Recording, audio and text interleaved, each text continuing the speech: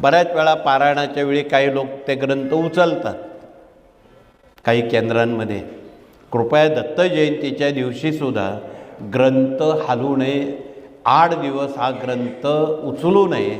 त्याच जागेवर आपण स्थितप्रज्ञाची भूमिका घेऊन वाचन, मनन, पठन, चिंतन करावं.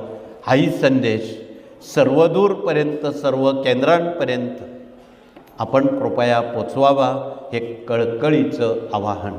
ज्यांना केंद्रात जागा नाही त्यांनी घरी करावं. याच पद्धतीत म्हणजे सबब नको.